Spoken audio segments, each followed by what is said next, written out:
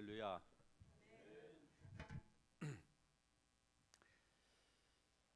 참으로 좋은 저녁입니다. 10월의 마지막 밤만 아름다운 것이 아니고 이 3월의 마지막 이 밤이 더 아름다운 줄 믿습니다. 여러분, 우리 주님께서 이 자리에 지금 함께 계신 거 믿으십니까? 우리가 찬송가 가사만 그렇게 열심히 부르고 기도하라고 그러면은 주여 오시옵소서. 아니, 주님이 여기 계시는데 오시옵소서 하면 어떻게 됩니까? 주님을 환영합니다라고 해야죠.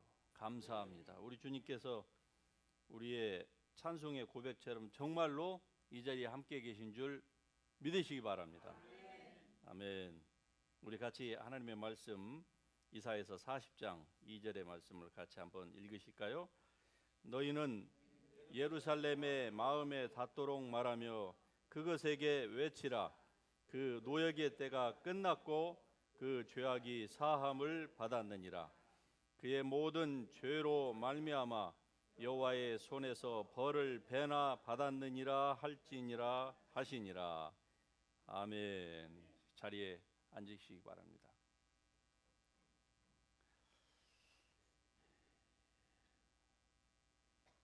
오늘 좀 전에 한국에서 한 소식을 친구 목사님으로부터 받았는데, 그분이 이 우한 바이러스에 감염돼서 양성 반응이 나와서 격리를 해야 되는데, 아무리 생각해도 자기 주위에는 자기를 받아줄 사람이 없고, 그렇다고 목사가 또 돈이 있어서 뭐 호텔에 가서 혼자 격리할 수 있는 상황도 아니고 해서 유명한 가까운 절에 올라간다고 자기를 위해서 기도해 달라고 하는 소식을 들었어요. 그래서 아니, 뭐라고? 목사가 절에 가서 요양하러 간다고요? 기도는 하겠는데 그러다가 내려올 때 머리 깎고 내려오면 어떻게 하냐고 그랬더니, 도대체 그 절이 어느 절이야 그랬어요. 그랬더니 아주 유명한 세계적인 만우절이라고 하는 절이 있다고 그러더라고요.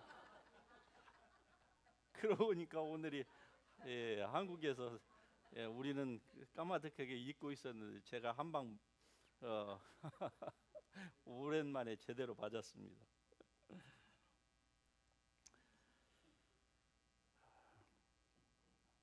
여러분, 정권이 바뀔 때마다 범죄와의 전쟁을 선포하는 때가 있지요. 미국에서도 그렇고 한국에서도 그렇고, 한국에서는 이 전두환 때 그 5공화국 때 한번 해서 그 삼청교육대라고 하는 걸 만들어서 진짜 범죄와의 전쟁을 벌였고, 또 그 이후에 김영삼 대통령 때 범죄와의 전쟁을 제대로 한번 벌인 적이 있습니다. 그런데 이 범죄와의 전쟁을 선포할 때에 그 말이 갖는 의미는 무엇일까요? 죄를 짓는 사람은 법대로 다 처리하겠다, 단호하게 하겠다, 그런 의미가 내포되어 있지 않겠습니까? 죄는 용서하지 않겠다. 말하자면 절대 권력자가 그렇게 선포를 하고, 그리고 다른 때보다 더 철저하게 법의 눈과 법의 잣대로 사람들의 행동과 모든 그것들을 해서 그대로 실행을 하겠다라고 하는 단호한 의지가 거기에 들어 있는 것이죠. 마찬가지로 하나님도 인간의 죄에 대해서 그렇게 단호한 입장을 보이셨습니다. 그 이후로 하나님의 형상으로 지으심을 받은 인간과 하나님 사이에 전쟁이 벌어졌습니다. 하나님 원래 사람과 교통하시기 위하여서 하나님이 인간을 지으셨어요. 그런데 인간이 하나님 앞에 범죄함으로 말미암아 이제 하나님께서는 인간을 죄라고 하는 이 부분에 대해서 절대로 용서하실 수가 없었기 때문에 하나님과 사람 사이에 치열한 범죄와의 전쟁이 벌어진 것과 같은 일들이 일어난 것입니다. 그래서 로마서에 보면은 로마서 5장에 한 사람의 범죄로 말미암아서 한 사람의 범죄로 말미암아서 이 죄가 세상에 들어왔다, 그렇게 말씀합니다. 한 사람의 순종치 아니함으로 말미암아 모든 사람이 다 죄인이 되었다. 한 사람, 그 한 사람 아담 때문에, 아담의 그 불순종함으로 말미암아서 모든 사람이 다 죄 가운데에 태어나게 되었고, 아담과 같은 죄를 여러분이 제가 짓지 않았어요. 다시 말하면 우리는 원죄를 지은 사람이 아님에도 불구하고, 아담과 같은 죄를 범하지 않았음에도 불구하고 아담 한 사람의 불순종과 범죄로 말미암아서 아담에게 임했던 사망이 오늘 우리에게도 동일하게 임하고 있다고 하는 사실입니다. 그러니까 오늘날 여러분과 제가 죽는 것은 우리 개인의 죄 때문에 죽는 게 아니에요. 사실은 원죄 때문에 그래요. 원죄 때문에. 그런데 이 원죄라고 하는 부분을 이단이 교묘하게 이 단어를 사용을 해서 사람들에게 이 원죄에 대한 이 자유를 선포했습니다. 그래서 원죄가 사함 받았다고 하는 확신이 있는 사람은 자범죄, 지금 우리가 짓는 죄, 매일같이 짓는 죄는 죄가 아니다, 이렇게 해서 많은 사람들의 양심에 화인을 맞게 만들었어요. 그게 바로 박옥수의 구원파예요. 이 LA에서도 박옥수의 구원파 여러분 지금도 활발하게 활동하고 있는 줄 압니다. 제가 아는 어느 집사가 자기의 아들 딸들을 거기 그 평화, 세계 평화 청년 봉사단에 집어넣었어요. 그래서 아니 정신이 있습니까? 왜 이 아들 딸을 왜 거기가 이단에 집어넣었냐고 얘기를 했더니 교회에서는 그렇게 좋은 일을 하는 단체가 없기 때문에 거기에 자기 아들 딸을 집어넣어서 거기에서 해외 여행하는데도 그거 다 서포트 하잖아요. 영혼하고 맞바꾸려고, 영혼을 낚시하려고 그렇게 그들이 돈을 가지고 이 이민 사회도 지금 잠식해 가고 있습니다. 그들이 이 원죄라고 하는 거, 이 부분에 대해서 교회가 제대로 잘 가르치지 못함으로 말미암아 교회를 수십 년 다녔는데도 여기에 대한 그 분별을 듣지 못하는 가운데서 이단이 그 단어를 가지고 사람들에게 교회에서 가르치지 않는 바를 자기네들이 가르친다고 했을 때에 이야, 기가 막히다. 그리고 그 이단에 빠져들어가는 사람들이 지금 대한민국뿐만이 아니라 이곳에서도 무수하게 나오고 있다고 하는 사실이죠.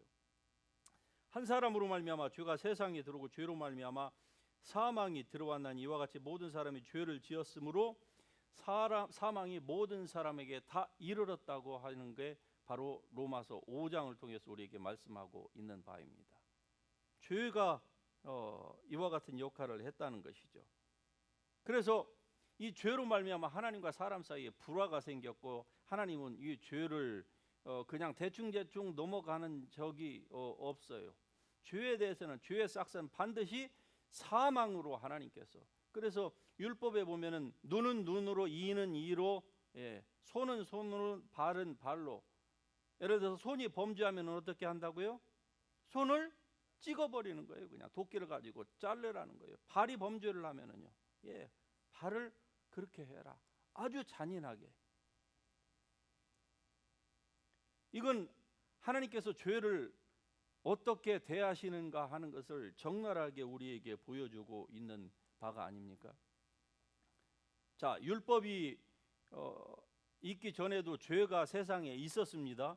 그런데 그때는 죄를 죄로 간주하지 않았어요. 그래서 하나님께서 심지어는 형이 동생을 살인했음에도 불구하고 하나님은 계속적으로 그 가인과 커뮤니케이션을, 디바인 커뮤니케이션을 해간다고 하는 사실을 여러분 아시죠?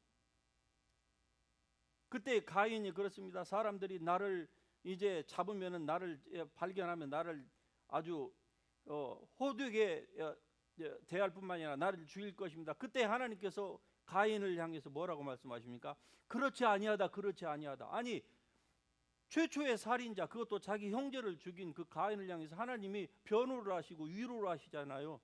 여러분, 그거를 어떻게 이해를 하시겠습니까? 그렇지 아니하다, 그렇지 아니하다. 예, 너를 벌하는 자는 내가 벌을 7배나 더하겠다. 하나님께서 이렇게 말씀하시는 걸 우리는 이해할 수가 없었던 거예요. 왜? 율법이 주어지기 전이었기 때문에 그래요. 율법이 주어지기 전에도 죄가 세상에 있었으나 그때는 죄를 죄로 여기지 않았어요. 그런데 율법이 모세를 통하여서 시내산에서 주어진 이후로는 하나님께서 죄를 어떻게 다루시는지 우리는 잘 알고 있습니다. 안식일 날 가서 나무 주었다고 해서 그 사람을 먼저 발견한 사람과 그리고 제사장이 그 머리에 먼저 발견한 사람이 증인을 쓰고, 그리고 제사장이 그 머리에 손을 얹고, 그 다음에는요 모든 사람들이 다 뒤로 물러나서 손에 돌을 들고 죽을 때까지 돌로 쳐서 죽이라는 거죠. 죄에 대해서 하나님께서 이렇게 단호한 거. 왜? 법이 없었을 때는 하나님께서 법을 죄를 죄로 간주하지 아니하시고 아주 관대하셨어요. 그런데 법이 주어진, 율법이 주어진 이후로 하나님은 죄에 대해서 아주 혹독하게, 율법이 주어지기 전에 아브라함이 죄를 지었습니다. 여러분 아시다시피, 그렇죠? 예. 그런데 그 아브라함의 죄를 하나님께서는 죄로 여기지 아니하시고 그 아내를 팔아먹은 거예요. 자기 생명을 보존하기 위해서.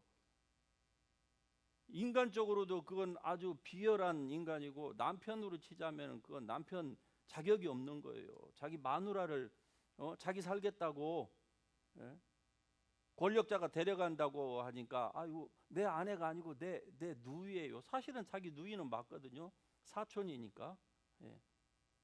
그런데 이미 결혼을 했음에도 불구하고, 그런데 하나님은 그때에 아브라함을 나무라신 게 아니고 뭡니까?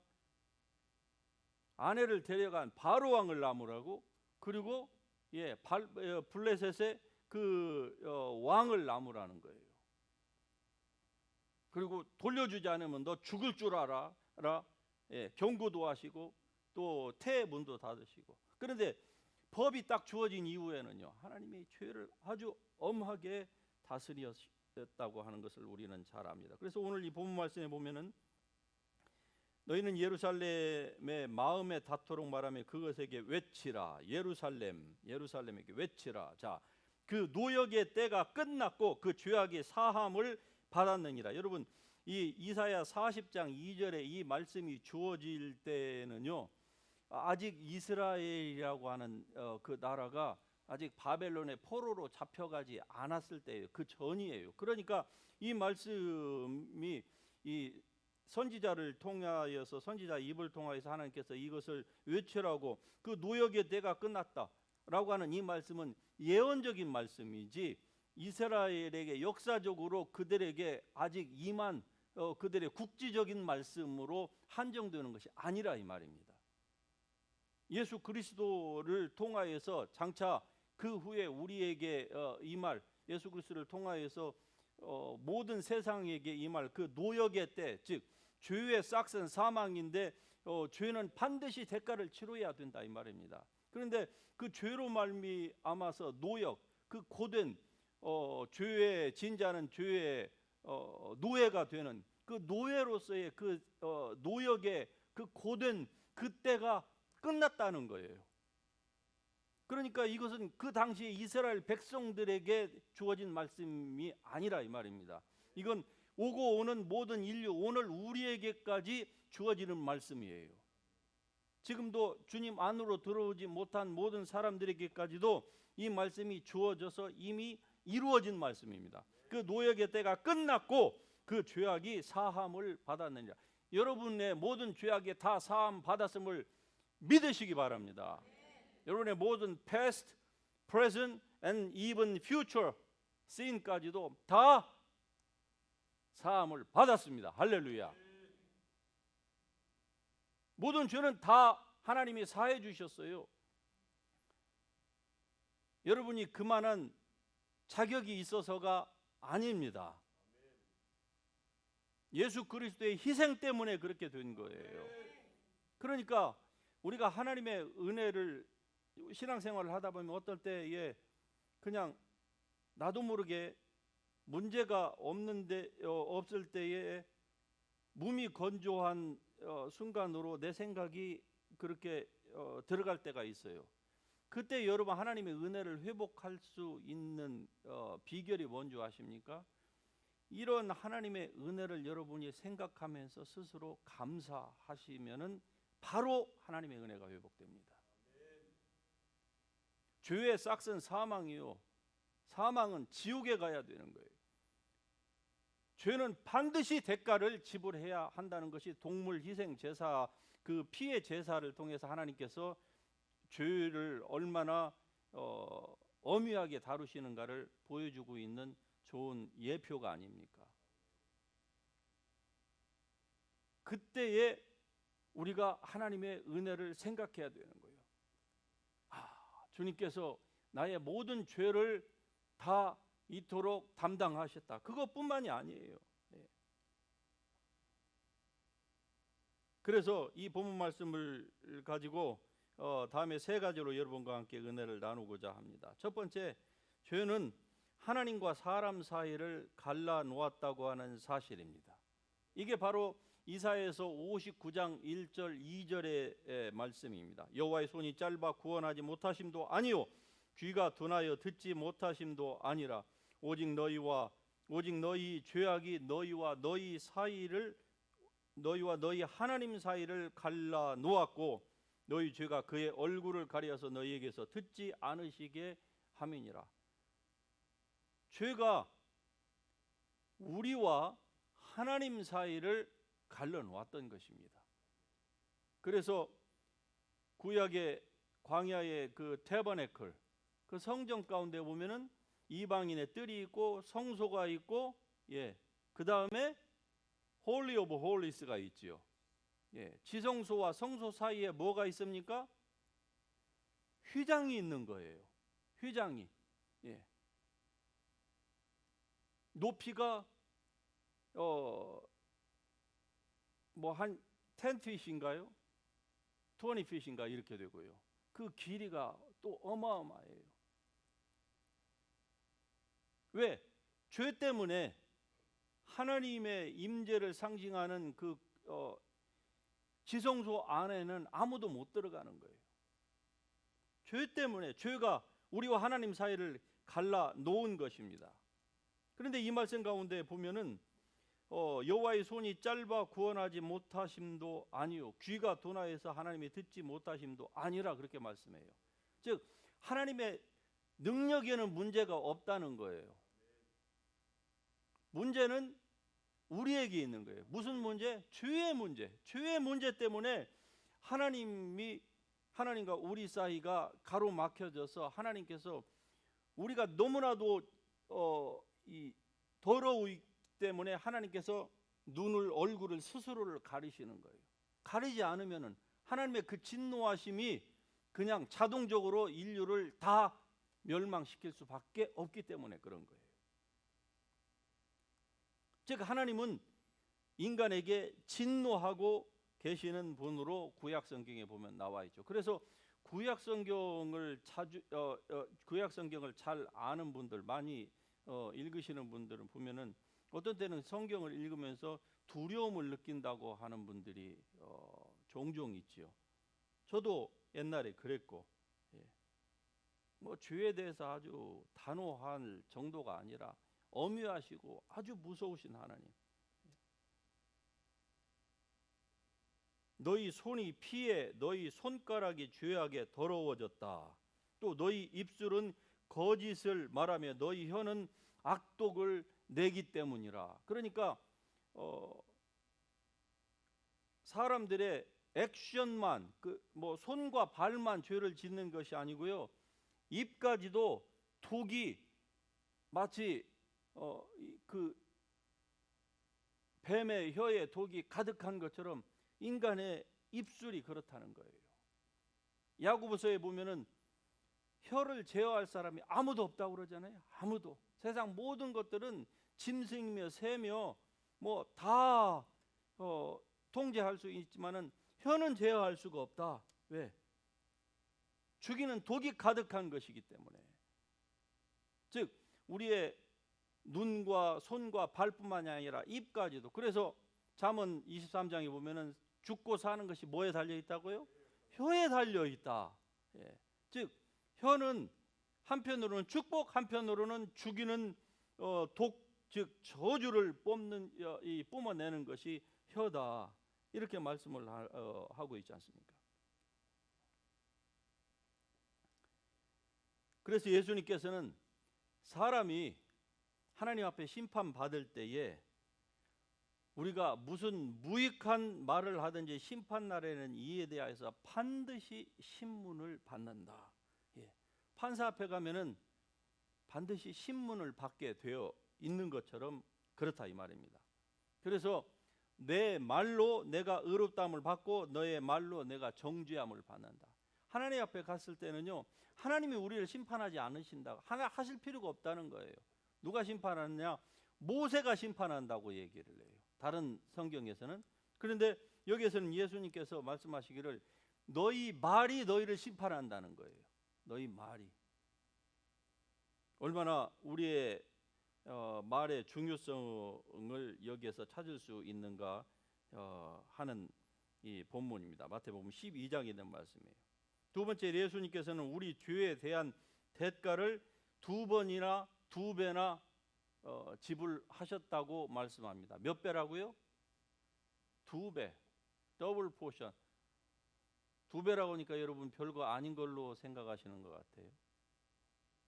하도 뭐 30배, 60배, 100배 축복 이 숫자만을 듣다 보니까 별거 아니신 것 같습니까? 여러분과 제가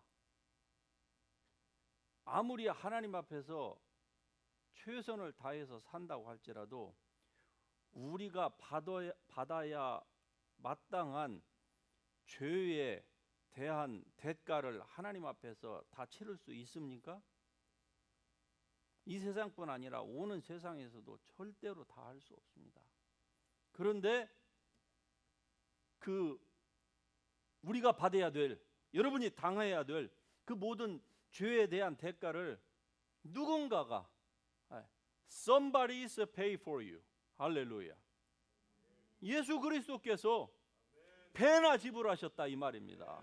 배나. 그러니까 더 이상 여러분은 그 죄의 무거운 짐을 지실 필요가 있어요? 없습니다.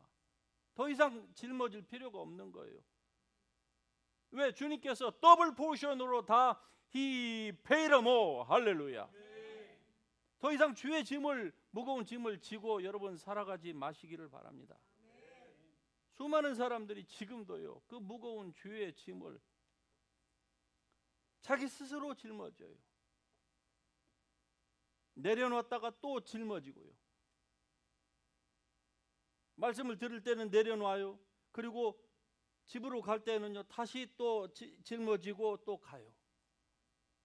그 일주일 동안 그 죄의 짐의 무게에 눌려서 또 제대로 하늘 한번 바라보지 못하고, 허리 한번 제대로 펴지 못하고, 가슴 한번 제대로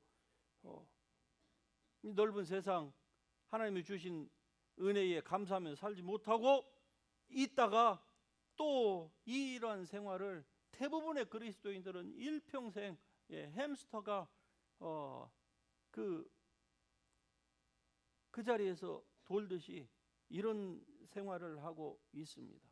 그러므로 말미암아서 여전히 하나님과 그 사람 사이에는 여전히 죄의 장막이 가로막혀 있는 거예요. 사람이 그렇게 생각하는 한 어쩔 수 없습니다. 하나님과 사람 사이에는 여전히 죄의 장막이 가로막혀 있는 거예요.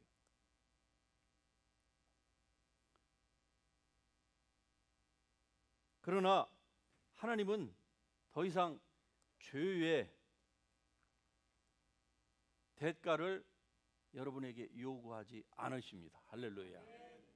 여러분의 조상이 어떤 죄를 지었을지라도, 여러분이 과거에 어떠한 죄를 지었을지라도 주님은 더 이상 그 죄를 여러분에게 묻지 않으십니다. 여러분이 이 자리에 주님 앞으로 나와서 하나님의 은혜 가운데서 살아간다고 하는 사실을 믿고 있는 한 그 죄는 더 이상 여러분에게 지어져 있지 않습니다. 그 죄 때문에 더 이상 무겁게 살지 마세요. 죄의 무거운 짐은 인간이 질 수 있는 것이 아닙니다. 종교는 그것을 다 짊어지라고 얘기를 해요. 그러니까 종교는 혹세 무민, 사람을 죽이는 종교입니다. 어찌하여 이 좋은 자유의 복음을 가지고 있는 유일한 생명의 종교인 이 기독교에서 이 죄의 짐을 이렇게 지라고 얘기하는 것입니까? 그렇지 않습니다. 우리는 이 죄를 더 이상 질 필요가 없습니다.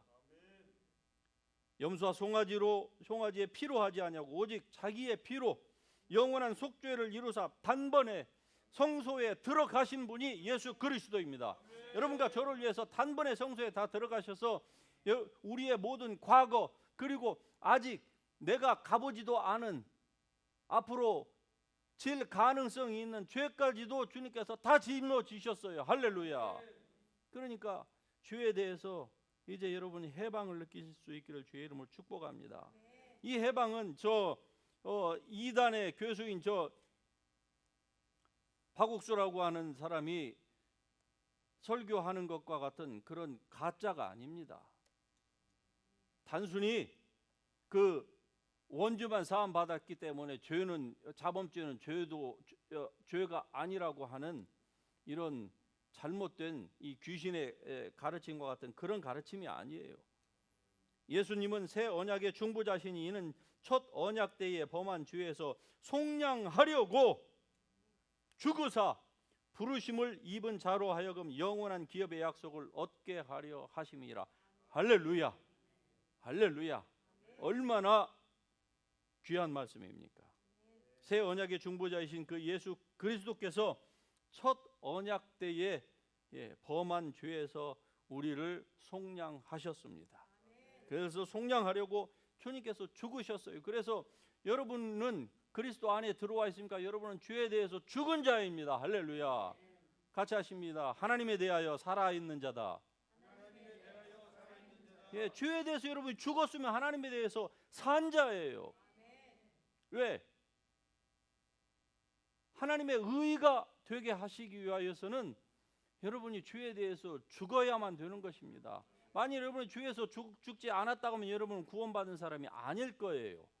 그런데 구원받은 사람임에도 불구하고 아직도 죄에 대해서 여러분이 죽지 않았다고 생각한다고 하면 여러분 하나님의 말씀을 다시 배울 수 있기를 주의 이름으로 부탁합니다.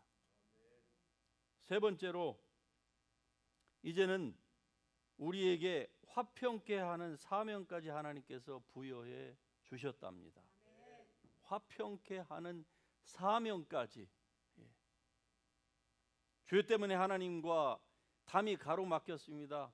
그래서 저주를 받을 수밖에 없는 그러한 인생인데, 예수님께서 여러분과 저의 죄를 더블 포션이나 주님께서 배나 갚으셨어요. 누구에게 갚았을까요? 진노하시는 하나님에게 예수님께서 다 갚으셨어요. 그래서 하나님은 더 이상 여러분과 저에 대해서 어떠한 죄의 빚도 우리에게 청구하지 않으십니다. 왜? 그 모든 빚을 예수님에게 다 하나님께서 주셨기 때문에 그래요. 예수님이 더블 포션으로 주님께서 다 하셨는데, 하나님께서 아무리 거룩하신 분이라고 할지라도 하나님은 여러분과 저에게서 죄를 더 이상 찾지 않으십니다. 그러니까 여러분 더 이상 죄의 종이 되지 마시기를 바랍니다. 지금은 주님께서 여러분과 저를 이 사명을 주셨습니다. 어떤 사명이라고요? 같이 하십니다. 화평케 하는 자. 마태복음 5장에서 화평케 하는 자는 복이 있나니 저희가 뭐라고요? 하나님의 아들이라 일컬음을 받을 것이며. 여러분이 하나님의 자녀입니까? 예, 화평케 하는 직분을 하나님이 주셨습니다. 그러면 지금 여러분은 어떤 삶을 살고 계십니까? 이 화평케 하는 삶을 살고 있습니까? 아니면 여러분이 가는 곳마다 찌그락째그락 찍찍 삐끄덕거리고 균열되고 싸우는 소리 나고 그렇습니까? 화평케 하는 직분을 주셨어요. 이게 바로 누가복음 2장에서 예수님께서 탄생하셨을 때에 천사들이 하늘로부터 나타나서 하나님을 찬양하고 그렇게 팡파르를 울렸던 이유가 바로 여기에 있는 것입니다. 많은 교회에서 잘못 설교하는 것처럼 사람 사이의 평화를 하나님께서 주신 게 아니에요. 물론 복음이 그 역할의 일부를 감당하는 것은 사실입니다. 그러나 성경 전체적으로 예수님께서 하신 말씀을 보면 복음은요, 오히려 사람과 사람 사이에 일부 평화를 주셨지만은, 그러나 복음은요, 사람과 사람 사이를 어떻게 합니까? 원수를 만듭니다. 복음 때문에. 자, 다른 종교를 오랫동안 섬겨왔던 가정에 복음으로 말미암아서 구원받은 한 사람이 딱 생겨보세요. 그럼 어떻게 됩니까? 가족이 드디어 원수가 돼서 싸우기 시작합니다. 한 집안에서는 한 신만 섬겨야 되는데 두 신을 섬길 수가 없다. 이래서 그때부터 막 핍박하고 쫓겨내고, 심지어는 막 족보에서 지우고, 뭐 유산도 전혀 안 하고, 뭐 매질하고, 심지어는 죽이는 일까지 생기는 거예요. 옛날에는. 복음 때문에. 그러니까 예수님께서 말씀하신 것처럼 화평케 하려 하며 내가 너희에게 검을 주러 왔다 하시는 그 말씀이 딱 맞는 거예요. 그러니까 누가복음 2장에 나오는 사람 사이의 평화로다가 아닙니다. 사람 사이, 그건 원문을 잘못 번역한 거예요. 하나님과 사람 사이, between God and man. 하나님과 사람 사이의 평화를 예수님께서 탄생하심으로 이루실 것이기 때문에 천사들이 높은 곳에서는 하나님께 영광이요 라고 praising 했던 겁니다. 다시 말씀드리면 그 예수님의 역할을 여러분과 제가 지금은 감당해야 된다고 하는 말씀입니다. 여러분, 화평케 하는 여러분이 되실 수 있기를 주의 이름으로 축복합니다. 지금도 이러한 사실을 알지 못하여서 주의 무거운 짐에 눌려 있는 사람이 있습니까? 여러분이 이 화평의 복음을 전할 수 있기를 바랍니다. 수많은 우리 이민 사이에 사는 사람들이요, 돈을 따라서, 명예를 따라서, 성공을 따라서 살다 보니까 이 참된 복음을 다 놓쳐버리고 사는 거예요.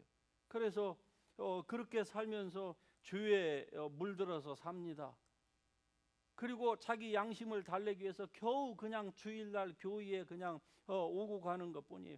이런 분들에게 여러분이 이 평화의 복과 하나님과 사람 사이에는 더 이상 죄의 장막이 없다. 그러니까 죄를 지었느냐, 주님 앞으로 당장 나오시오 라고 여러분이 말씀할 수 있기를 주의 이름으로 축복합니다. 괜히 지옥이 얼마나 무서운 줄 아냐고 사람을 뚜레트닝 하지 마시고요. 하나님과 사람 사이에 평화를 얘기하시기를 바래요. 그러면은 지옥은 강조 안 해도 하나님을 빛을 보면은요, 자연히 알게 되는 거예요. 지옥에 대해서. 예수님께서 말씀하시면 내가 땅에서 들리면 모든 사람을 내게로 이끌겠노라. 모든 사람을 내게로인데 여기에서의 사람이란 말은 원문에 없어요.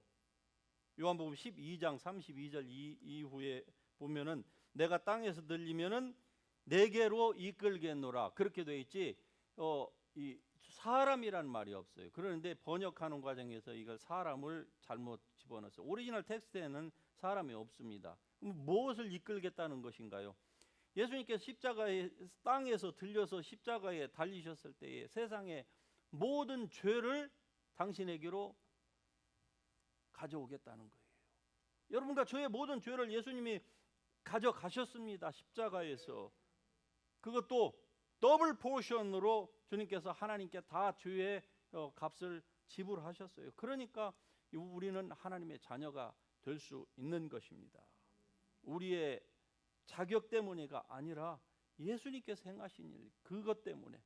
그러므로 여러분, 이제 하나님과 여러분 사이에는 갚아야 될 죄의 짐이 없습니다. 믿습니까? 그러면 제가 여러분에게 이제 죄를 지어도 여러분 자유롭게 지으라고 지금 제가 죄에 대한 라이센스를 여러분에게 제가 드리고 있는 겁니까? 만일에 그렇게 생각하시는 분이 있다고 하면은 그분은 구원받아야 되는 분이에요. 구원받지 못한 분이에요. 그냥 종교 생활만 하고 있는 분이에요.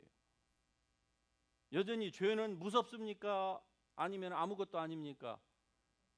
죄는 여전히 아주 무섭습니다. 얼마만큼 무섭습니까? 죄의 싹은 사망이에요. 예. 죄를 져서 그냥 단번이 벼락 맞았고 그 자리에서 그냥 드랍댓 하면은 얼마나 좋겠어요. 그런데 우리는 그렇게 안 됩니다. 죄의 열매가 주렁주렁 우리의 삶 가운데 맺혀짐으로 말미암아 그것 때문에 우리가 힘든 삶을 사는 거예요. 그러니까 죄는 도망가야 되는 거예요. 죄는 가까이 하고서 죄를 이길 수 있는 사람 아무도 없습니다. 어찌 사람이 숯불을 품속에 안았는데 어떻게 가슴이 데이지 않겠습니까? 숯불을 발로 밟고 나서 어떻게 발이 데이지 않기를 바라는 그런 사람이 있습니까? 죄가 그렇다 이 말입니다. 그러니까 죄는 어떻게 해야 돼요? 멀리. 예. 죄는 멀리. 하나님은 가까이. 그 길밖에 없습니다. 왜? 그리스도께서 당신의 몸을 단번에 우리를 위해서 들이셨어요. 예. 우리가 받아야 될 모든 죄와 저주를, 그래서 그가 한 번의 제사로 여러분과 우리를 영원히 거룩하게 해주셨습니다. 영원히 거룩하기 때문에 우리가 설사 오늘이 우리의 생의 마지막 순간이라고 할지라도 우리는 하나님 앞에 천국에 갈 수 있는 거예요. 인간의 영혼이 불안하다고 하면은요, 불완전한 존재라고 하는 그런 가르침이 사실이 아니니까 하나님 앞에 갈 수 있는 것이, 진짜 그 가르침 잘못된 오늘날 수많은 그 신율법주의적인 그 가르침이 진짜 맞다고 하면은 그 사람은 그 가르침 때문에 그 가르치는 그 사람도 못 가는 거예요. 하나님 앞에서 완벽한 사람이 어디가 있습니까? 자기는 뭐 날마다 죄 회개하니까 된다고요. 그런 거짓말 하면 안 됩니다. 그렇게 속이면 안 돼요. 사람은 완벽한 사람이 있을 수가 없습니다. 오직 예수 그리스도를 믿음으로 우리는 구원받는다고 하는 사실입니다. 회개함으로 구원받는 게 아니에요. 그러니까 여러분 속지 마시길 바랍니다. 하나님은 우리에게 얼마나 귀한 은혜를 주셨습니까? 이사야서 54장에 보면은 이는 내게 노아의 홍수와 같도다. 내가 다시는 노아의 홍수로 땅 위에 범람하지 못하게 하리라. 맹세한 것 같이 내가 너에게 노하지 아니하며 너를 책망하지 아니하기로 맹세하였노니 산들이 떠나며 언덕들은 옮겨질지라도 나의 자비는 내게서 떠나지 아니하며 나의 화평의 언약은 흔들리지 아니하리라. 할렐루야. 이 노아에게 하나님께서 약속하신, 즉 다시는 세상을 물로 멸하지 않겠다고 하는 그것처럼 하나님의 약속은 변하지 않는다는 거예요.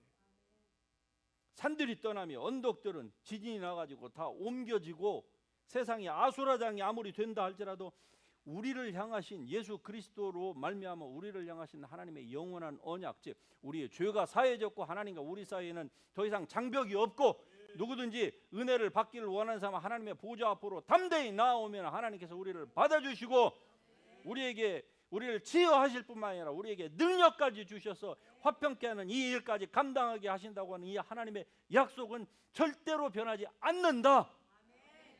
이게 하나님의 말씀입니다. 이 약속에 여러분이 아멘 하십니까? 예. 이대로 여러분의 삶 가운데 이루어질 줄로 믿습니다. 우리는 다 부족한 사람이에요. 그래도 하나님께서 우리에게 화평케 하는 피스메이커로서의 그 역할을, 그 사명을 주셨습니다. 많은 사람들이 목사님은 사명이 있는데 저는 사명이 뭔지를 모르겠어요.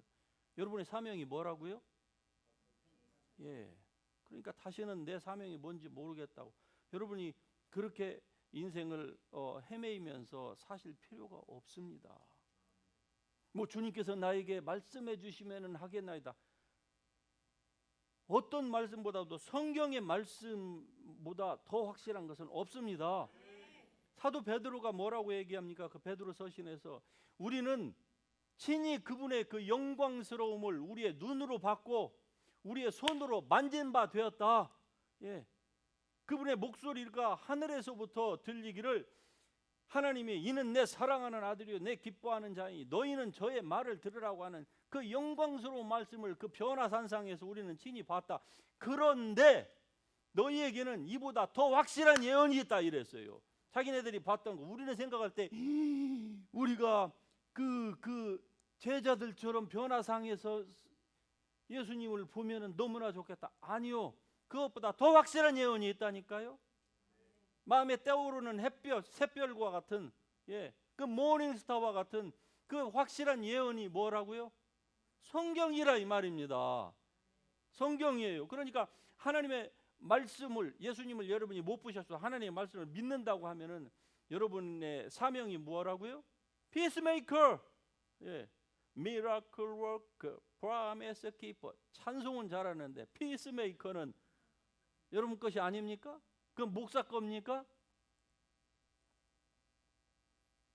여러분이 화평한 자로 부르심을 받았습니다. 같이 하십시다. 발견하였다. 뭘 발견하셨어요? 예? 뭘 발견하셨다고요? 그렇죠. 여러분의 사명을 발견했습니다. 더 이상 이제 헤맬 필요가 없습니다. 괜히 헤매면서 코리아타운 밤중에 왔다 갔다 하지 마세요. 여러분은 목적을 확실히 발견했습니다. 뭐라고요? 피스메이커. 하나님과 사람 사이에 지금도 수많은 사람들이 안 믿어서 불화한 사람, 믿음에도 불구하고 이 귀한 자유의 복음을 알지 못해서 하나님께 나오지 못하고 쭈뼛쭈뼛거리고 온갖 종류의 정신적인 질환, 육체적인 질환 가운데 있는 사람이 여러분이 나아가셔서 빛 되신 작은 예수의 손을 얹고 기도하세요. 아멘. 할렐루야. 아멘. 믿는 자들에게는 손을 얹으면은 귀신이 떠나가고 병이 고쳐지고 여러분이 그러한 존재라고 하는 걸 믿으세요. 나는 뭐 그런 걸 받아본 적이 없는데 믿으시면은 나온다니까요. 은사는 믿으면 나오게 돼 있어요. 놀라우신 하나님의 말씀입니다. 그렇죠? 죄값은 다 치러졌습니다. 할렐루야. 여러분의 무거운 죄짐을 아직도 혹시 지고 계신 분이 있다고 하면은 이 시간에 영원히 다 훌훌 던져버리세요. 무거운 짐 다 던져버리세요. 죄값이 다 치러졌다 말씀하잖아요. 그의 모든 죄로 말미암아 여호와의 손에서 벌을 배나 받았느니라. 누가? 예수님이 여러분과 저 때문에 죄의 값을 그냥 100%이 아니라 200% 더블 포션으로 받으셨다는 거예요. 예수님이. 제가 하나님이 예수님에게 다 짊어 배나 그 죄값을 물으셨기 때문에 더 이상 우리는 피해자로 살 필요가 없습니다. 인생을 방황할 필요도 없습니다.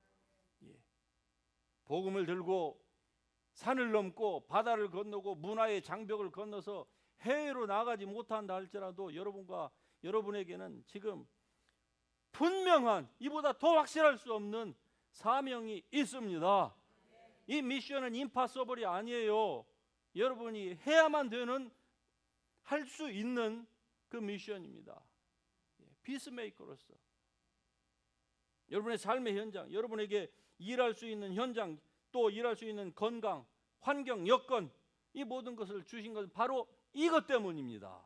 그러니까 이런 사람에게 일은 저주가 더 이상 아닙니다. 일은 축복이에요.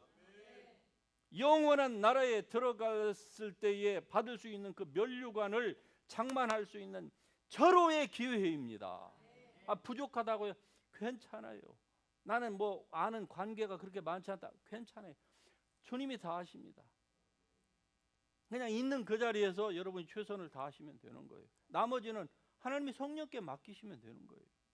예. 그러면 하나님께서 반드시 역사하십니다.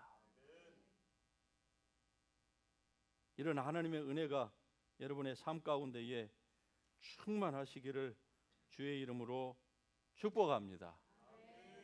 오늘 이 말씀 붙들고 우리가 이 저녁에 같이 기도하십시다. 같이 일어나셔서